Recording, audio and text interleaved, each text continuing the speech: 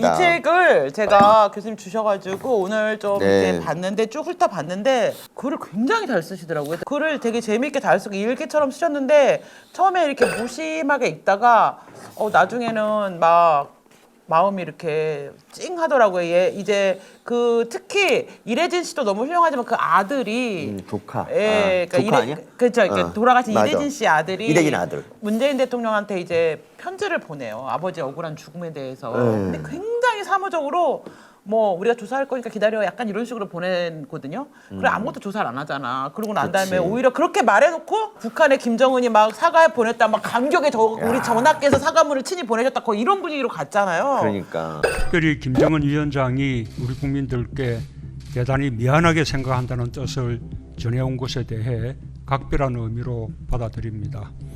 북한의 최고 지도자로서 곧바로 직접 사과한 것은 사상 처음 있는 매우 이례적인 일입니다. 그리고 그러니까 서해 피살 사건 관련한 모든 자료를 대통령 기록물을 지정해서 다음 정부가 손을 못 대게 하려고 해요. 근데 이걸 이 사람이 못하게 하는 신청을 한다고 근데 법원이 이걸 기각해요.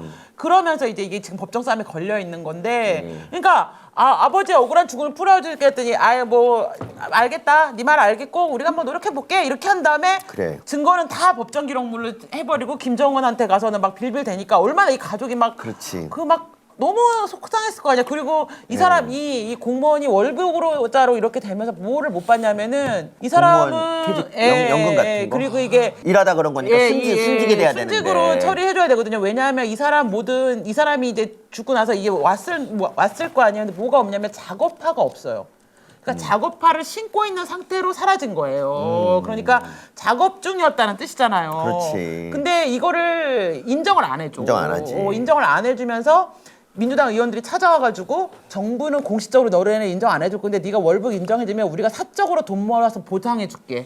그러니까. 이런 식으로 막 하잖아요. 그리고 난 다음에 이제 이분들에게 어떤 희망이 생기냐면 윤석열 대통령 후보가 나온 거예요. 그래서 윤석열 대통령 후보를 어떻게 만나게 돼서 이 아들이 편지를 쓰고 형이 만나가지고 이 얘기를 하니까 윤석열 대통령이 국가를 위해서 일하는 사람에게 이건 안 된다. 내가 대통령이 되면 제 1번으로 이 문제를 하겠다. 이렇게 이제 약속을 하세요. 근데 그리고 나서 이제 이 대통령이 바뀌고 나서 지금 오늘 박지원 법정 갔잖아요. 이거에 대한 재수사가 이루어지고 있는데 여전히 이 모든 자료들이 대통령 기록물로 되냐 안 되냐가 여전히 지금 재판 중에 있어요. 그러니까. 어쨌든 이 9월 21일 날 오후 1시쯤에 실종이 됐고요. 9월 22일 날 오후 6시 36분 문재인이 이제 촛불을 서면으로 받아요. 그러니까 북한이 실종자를 발견했다. 그래서 이제 그 이대진 씨가 북한군이랑 대치하고 있는 그런 장면, 그러니까 총을 겨누고 있었던 그런 장면. 근데 그때 문재인이 아무런 조치도 하지 않아요. 그리고 10시 반에 이제 북한이 그분을 결국 사살하고 그렇죠. 시신을 태웠다는 그 얘기를 보고를 받아요. 그런데도 불구하고 이 형한테는 그 말을 하지 않고 계속 찾는 척을 막 해. 너무 이것도 비겁하잖아. 그리고 다음날 새벽에 문재인이 유엔 총회에서 화상 연설을 하는 그 녹화가 이제 틀어져요. 그러니까 문재인은 아마도 그때 자고 있지 않았습니다. 근데 이제 문제는 이거예요. 그러니까 9월 23일 날 네. 어쨌든 이 사람이 그 북한에 사살됐단 말이죠. 네. 근데 갑자기 파출소에서 전화가 옵니다. 그러니까 이 형은 이미 실종된 걸 알고 미친 듯이 찾고 있었고 며칠 동안 잠도 못 잔 상태인데 그 연평 파출소에 있는 그 경위가 전화하더니 평소에 북한을 동경했냐라고 전화가 와. 그리고 20분쯤 있다가 인천 해경 수사과에서 월북이나 뭐 북한 서적 같은 거를 한다고 한 적 있느냐라고 얘기를 해요. 언론은 이미 월북으로 이제 얘기가 보도가 이미 되기 시작했고. 그래서 근데 이게 처음에 이제 이게 9월 23일 날 월북 보도가 딱 나왔을 때 그때 댓글들이 어떤 줄 아세요? 아니 공무원이 왜 월북을 하지? 그리고 월북하려면 왜 월북을 바다로 헤엄쳐서 월북하는 사람이 어디 있어? 그러니까. 중국으로 그냥 가도 얼마든지 월북할 수 있거든요. 근데 왜 그렇게 했는가에 대해서도 정말 어이가 없고 그 자체도 믿지 않는 거고. 그리고 그때 국민의힘도 그때 하태경 뭐 이런 분들이 네. 막 다 성명을 내요. 그러니까 아니 본인 당사자가 이미 죽고 없는데 월북하려는 걸 어떻게 알았냐고. 그러니까. 이게 말이 안 되잖아. 근데 정말 이거는 비겁한 거예요. 그러니까 북한군이 사살한 거를 북한 비유 맞추려고 월북으로 포장해서 북한 책임 없다고 한 거고요. 북한이 거기에 이제 화답하는 마음으로 그냥 욕 잔뜩 하다가 아 그래 미안해 그랬더니 그냥 축제 분위기 난리가 났던 그런 일이에요. 거기에 더해서 이랬잖아요. 그 김병주라고 알아요? 김병주? 네. 근데 진짜 사성장군이라고는 믿어지지 않게 누구보다도 우리 군을 비하하고 그렇죠. 거의 쓰레기 같은 발언을 하는 사람이에요. 난 이 인간은 정말 그러니까 그 별들의 모임이 있거든요. 별 어느 정도 좀 네. 급이 되는 사람들 모임이 장성급들 있는데 모임이 있구나. 그 거기서 얘가 제외가 됐어. 얘는 아예 쳐주질 않는 거야. 그러니까 그 오직하면 그때 한기호 의원이 이렇게 말했어요.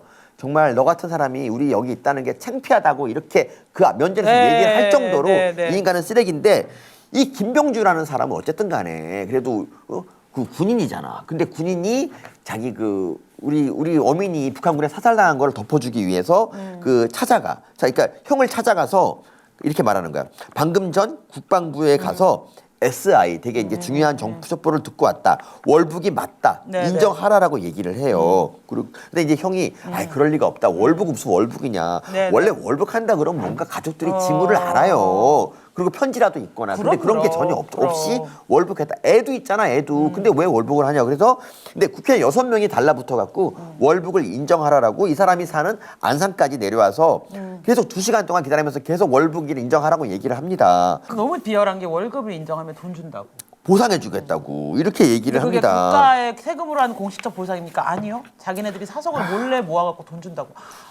정말 쓰레기 새끼도 진짜 그게 다 책에 나온 내용이에요. 나와요. 책에 나온 얘기야. 근데 이게 이제 그러니까 이걸 증언하니까 자기는 간 적 없다라고 얘기를 해요. 근데 이제 이분이 자기 회사로 찾아왔거든요. 공장에 찾아왔는데 그 CCTV가 다 있다고 이렇게 얘기를 하더라고. 그래서 솔직히 어느 나라 북한 같이 야만적인 나라 아니면 누가 그 바다에 표류한 사람을 총으로 쏴 죽이냐고. 그러니까.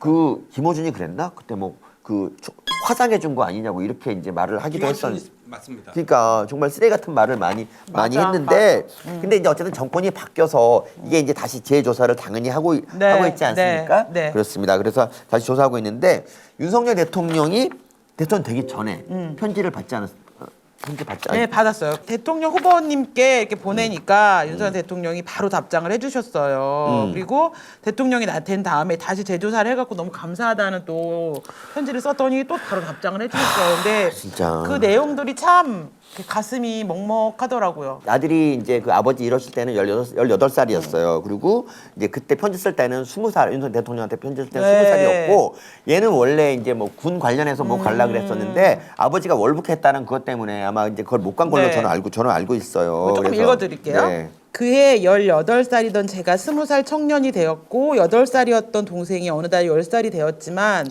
대통령님의 약속은 지켜지지 않았고 이만큼 시간이 흐르는 동안 제 가족은 아버지를 애도할 여유도 없이 월북자로 둔갑시킨 대한민국 권력에 맞서 진실을 밝히기 위해 대통령께 편지부터 청와대, 국방부, 해경을 상대로 한 정보 공개 청구, 인권위 제소, UN 인권보고관께 서한, 바이든 대통령께 편지, 해경 상대 손해배상 소송, 정부 상대 정보공개 소송, 해경 명예훼손 고소, 청와대 앞 1인 시위, 대통령 편지 반환까지 할 수 있는 모든 것에 끊임없이 노력했지만 남은 것은 대통령에 대한 배신감과 상처뿐입니다. 수십만 명에 달하는 경찰들이 장벽을 만들어 더 나아갈 수 없게 만들었고 어머니, 큰아버지, 김기훈 변호사님 세 분이 그 많은 경찰을 이길 수 없음에도 국민을 지켜야 하는 경찰은 오히려 여경의 부상 위험이 있다고 연신 방송을 하였습니다. 이것이 정상적인 나라인지요? 이러면서 너무 웃기지 않아? 어떻게 내 3명이 하는데 여경이 다칠 수 있으니까 앞으로 나오지 말란다. 이런 얘기는 이제까지 경찰하고 그렇게 50년을 붙어봐서 들어본 적이 없네. 정말. 여경을 다치게 하는 거는 되게 개딸이죠. 쪽가이. 윤석열 대통령 후보님, 제가 알고 싶은 것은 그날의 진실입니다. 제가 원하는 것은 아버지의 명예를 찾아드리고 이제는 제자리로 돌아가 아버지를 잃은 동생을 보듬고 어머니와 함께 평범한 삶을 살아가는 것입니다. 이제는 그 누구도 믿을 수 없을 만큼 불신이 커졌지만 무엇보다 법과 상식을 중요시하는 윤석열 후보님이시라면 국가를 위해 헌신했던 아버지의 명예를 되찾는 것과 함께 것에 함께 해주시리라 믿고 간곡히 부탁드립니다. 잘못된 권력을 휘두르는 그들에게 맞서 싸우고 있는 힘없는 제 가족에게 힘을 실어주십시오. 많이 바쁘신 줄 알지만 제가 직접 서울로 찾아뵙고 아버지 죽음에 대한 진실 규명과 명예 회복을 부탁드리고 싶습니다. 제 간절함이 윤석열 대통령 후보님께 닿길 바라며 해수부 공무원 아들이 올립니다. 이게 2022년 1월 27일 날 해수부 제가 좀 중간중간 생략해서 읽었는데 너무 마음이 이게 짠했어요. 근데 그러니까 1년 4개월 동안 정부기관하고 진짜 얼마나 많은 네. 곳에다 진정을 했고 네. 그때마다 네. 돌아오는 건 좌절밖에 없었어요. 특히 딴 거보다도 특히 이게 인권위 같은 데나 뭐 이런 데도 진짜 아무런 도움이 안 됐어요. 걔네들이 말하는 인권위는 정말 그러니까 얘네 인권위가 참고로 여러분 그거 아세요? 북한 어민 있잖아. 어민 우리나라 탈북 어민 맞아, 걔 맞아. 다시 북한으로 돌려보냈지. 보냈잖아. 그걸 인권위에다 제소를 했다. 제소를 했는데 그걸 갖다 시간 넘기면서 나중에 우리 한참 1년 끌다가 우리가 판단할 게 아님 이렇게 넘어간 이런 미친 놈들이에요, 진짜. 그러니까. 그게 무슨 인권이야, 인권위가. 그러니까. 탈북민을 갖다 북으로 북송하는 것만큼 그렇게 무서운 인권 유린이 어디 있으며 네. 심지어 그리고 네. 또 북한군이 죽인 그런 우리 공무원을 월북자로 모으는 이런 인권 유린이 어디 있냐고. 그러니까 국가가 아무리 그 야만적인 결정을 내렸을 때 그거 맞서라고 인권위를 만들어 놨는데 네. 이 좌파 이놈의 인권위는 정말 선택적인 인권이에요. 지금 나쁜 놈이에요, 진짜. 그래서 이거를 2022년 1월 27일 오전에 아들이 보내거든요. 대통령 후보께서 그 당시 윤석열 대통령 후보가 언제 답장을 줬을 것 같아요? 1월 27일 오후에 답장을 주세요. 오후에 드리는데 제가 이거 좀 읽어드릴게요. 제가 오늘 이거 좀 준비해 왔거든요. 오늘 편지 한 통을 받았습니다. 북한군의 충격에 숨진 고인의 아드님이 보낸 공개 편지였습니다. 편지를 읽고 너무나 마음이 아팠고 부끄러웠습니다.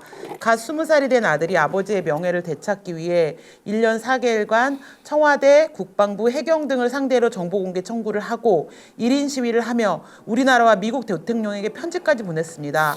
하지만 남은 가족은 남편, 아버지의 시신조차 확인하지 못한 채 월북자의 가족이 되어버렸습니다.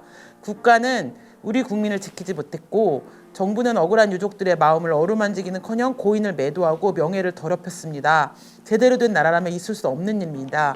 그날의 진실을 밝혀 아버지의 명예를 회복하고 어머니, 동생과 함께 평범한 삶을 살고 싶다는 청년의 절규를 결코 잊어서는 안 됩니다. 지금까지 이를 무시하고 매도한 정부는 진심으로 사죄하고 반성해야 됩니다. 저 윤석열은 약속드립니다. 우리 국민의 억울한 죽음의 진실을 반드시 밝히겠습니다. 서해 공무원 피살 사건의 자료를 모두 공개하고 북한에 의해 죽임을 당한 고인의 명예를 되찾아 드리겠습니다. 이렇게 딱 바로 오후에 편지를 주세요. 근데 내가 읽는데 막 울컥했다니까 아까. 진짜 너무 그러니까 난 너무 창피한 게 이걸 미국 대통령한테까지 보냈잖아요. 근데 미국 대통령이 이제 어쨌든 그 읽었는지 어쩐지 모르겠지만 누가 아래서 읽었다고 하더라도 우리나라를 뭐로 생각하겠습니까? 진짜 한국을 아직도 야만국이라고 생각하지 않겠습니까? 저는 MBC가 날리면 바이든을 갖고 미국에 편지 보내지 말고 이런 거 가지고 좀 했으면 좋겠어요. 정말 그렇습니다. 그리고 5월 9일이 있잖아요. 5월 9일이 어떤 날이냐면 우리 5월 10일이 네. 대통령 취임식이고 5월 9일이 문재인 마지막 날이에요. 네, 대통령으로 있는. 근데 정말 꼼꼼하게도 그날 정보 공개 청구한 이런 네. 모든 자료 있잖아요. 네. 서해 공무원 이 사건에 대해서 이거를 최장 30년간 네, 공개 네. 금지되는 대통령 기록물로 지정을 하고 뭐 이렇게 했거든요. 그러니까 지금 이거 갖고 싸우고 있는데 정말 너무 치사하지 않습니까? 네, 네. 김정숙 그 옷값도 겁나 오랫동안 그거를 기록물로 지정하고 그렇죠. 진짜 세월호 기록물 맞아, 가지고 맞아, 얼마나 난리를 맞아, 쳤냐 니네들이 진짜 그러니까 사람이냐 사람? 문재인 대통령 때 생긴 새로운 청와대 대통령실의 룰이 있죠. 범죄의 단서는 모두 대통령 기록물로 감춰라. 신종 저는 범죄 기법이라고 생각합니다. 박근혜 대통령이 탄핵당한 그 사유 중에 하나가 그러니까 네. 실제 포함은 안 됐지만 언급을 했잖아. 그러니까 그 7시간 동안 뭐 했냐잖아. 네. 근데 그 6시부터 그 6시에 촛불가 들어가고 10시 그 4시간 동안 네. 문제에 뭐 했습니까? 이거를 너무너무 궁금하게 알아야 되지 않겠습니까? 맞습니다. 물론 맞습니다. 제 생각은 아마 잤다가 생각이 들어요. 왜냐면 뻑하면 자니까. 더구나 새벽에 지가 녹화한 영상 잘 나왔나 그거 보려고 그때 일어나려면 그렇지, 자빠 그렇지. 자야 되는 그렇지. 건데 어쨌든 나중에 이제 이것이 그 나중에 이제 월북으로 이제 둔갑하는 그 과정이 나중에 이제 감사는 뭐 밝혀지고 막 그러고 거기서 이제 박지원이 막 그랬잖아요. 박지원이 기록을 다 지웠다. 그래서 지웠다는 그 의혹이 네, 나왔는데 네. 박지원이 이렇게 말했잖아. 그거 안 지워진다라고 했다가 나중에 지워지는 게 맞다. 뭐 이렇게 한 적이 있는데 어쨌든 이 관련된 놈들은 네. 정말 꼭 벌을 다 받고 저도요. 이 정권에서 저도요. 이 정권에서 정말 그 공무원의 명예도 좀 네, 회복이 네, 됐으면 네. 좋겠는데 맞습니다. 벌써 1년 6개월 지났어요. 정권도 들어선 지도 벌써 1년 5개월 지났고요. 저는 뭐 이 말에 정말 네. 전적으로 동의하는데 지연된 정의는 정의가 아니지 않습니까? 그래서 좀 아니 그래서 대통령님이 당선되시고 작년 6월에 답을 주셨어요. 뭐라고 답을 주셨냐면은 상처가 아물지 않았겠지만 아버지의 명예를 되찾고 진실을 밝히려 했던 땡땡군의 용기가 삶에서도 멈추지 않았으면 합니다. 진실을 마주하고 밝히는 힘이 있는 나라가 진정한 국민의 나라가 될 수 있다고 믿습니다. 이제 20살 인생의 봄날은 아직 시작도 하지 않았습니다. 땡땡군의 꿈이 우리 사회를 밝힐 수 있도록 함께하겠습니다. 이렇게 답을 주시고 그 다음부터 전격적인 수사와 구속 그리고 이제 법원의 시간이 시작되었습니다. 그리고 그 윈비어라고 아시죠, 여러분? 윈비어. 그러니까 윈비어가 그 북한에 이제 놀러 갔다가 원비어. 예, 원비어의 그 어떤 원비어의 부모님과 이래진 씨, 그러니까 이래진 씨 형님이 계속 이렇게 소통하면서 그죠? 서로 위로를 되게 많이 하셨더라고요. 예, 근데 여기 원비어 부모님하고 주고받으면서 원비어 부모님이 나중에 무슨 얘기를 하시냐면은 자기는 죽어서도 김정은을 용서하지 않겠다 그랬어요. 그러니까 제가 죽어서라도 김정은을 응징하겠다. 이 얘기를 하려고 하다가 윈비어에게 막혀서 내가 말을 잃었는데 윈비어 원비어 그게 중요합니까 여러분?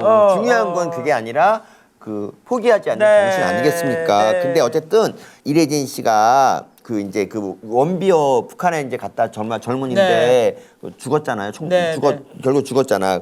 그 아버지 어머니를 만나러 간 거예요. 그래서 그 아버지가 이제 바로 이제 이래진 씨한테 물어보는 거야. 당신 김정은을 어떻게 생각합니까? 찢어 죽이고 싶습니다. 딱 그랬더니 그러면 그 사람이 또 물어보는 거야. 문재인은 어떻게 생각합니까? 똑같이 나쁜 사람입니다. 반드시 고발해서 구속시킬 거 없습니다. 네, 딱 네. 얘기했다. 그랬더니 그 대답을 듣고서야 이 프레디 그러니까 아버지가 그 원비어 아버지가 마음문을 여는 거야. 왜 그런 줄 알아요? 원비어 어머니가 우리나라 와서 문재인 만나겠다고 2019년 왔었잖아. 그렇지. 근데 문재인은 이걸 안 만났어. 안 만났지. 왜 그러냐? 만나면 북한이 싫어하니까. 그러니까. 무슨 이딴 대통령이 다 있냐고. 그래서 어쨌든 그로 인해서 그러니까 이건 뭐냐면요. 문재인과 김정은은 같은 급이야. 똑같은 그래, 놈이야. 맞아. 똑같이 나쁜 맞아. 놈이야. 똑같이 나쁜 놈. 나는 그래서 예맥종님이 도박비 때문에 월북했을 거라고 막 몰고 갔었다는 얘기를 기억하신다는데 저도 그게 나는데 또 이번에 국감에서 똑같은 짓을 하죠.